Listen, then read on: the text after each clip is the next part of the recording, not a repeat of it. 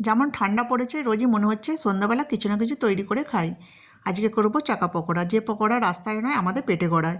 চিড়ে ভালো করে ধুয়ে জল ঝরিয়ে নিয়েছি, 2 চামচ সুজি, 2 চামচ বেসন, আধখানা আলু গ্রেট করে দিলাম, দিয়ে দিলাম চালের গুঁড়ি 2 চামচ, পরিমাণ মতো লবণ, জিরে গুঁড়ো, ধনে গুঁড়ো, লঙ্কা গুঁড়ো, গোটা জিরে, কাশ্মীরি লঙ্কা গুঁড়ো, আর দেবো পেঁয়াজ, আদা, রসুন কুচি কুচি করে, আর গাজর দিয়ে দিলাম, ধনে পাতা আর চাট মশলা। ভালো করে সব কিছু মেখে নেব, আর একটু সাদা তেল ওপর থেকে ছড়িয়ে দেবো।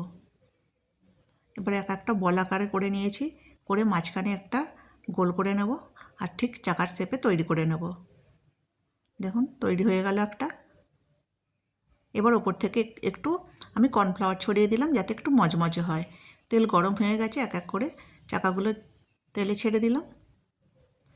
একটু মানে দেখতে সুন্দর লাগবে বলে আমি খালি এগুলো বদলেছি, খালি রূপটা, নাহলে টেস্ট একই লাগবে, গোলেরও যেমন লাগবে চাকারও তেমন লাগবে। দেখতে কিন্তু দারুণ লাগছে, দেখতে যেমন লাগছে খেতেও কিন্তু তেমনই লাগবে। গোলগুলো বলগুলো ছেড়ে দিয়েছি, ওগুলো ভাজা হয়ে গেছে। এবার খাবার জন্য একদম রেডি, মুখ একদম রেডি আছে, মুখেরই কাজ হচ্ছে শুধু খাবার।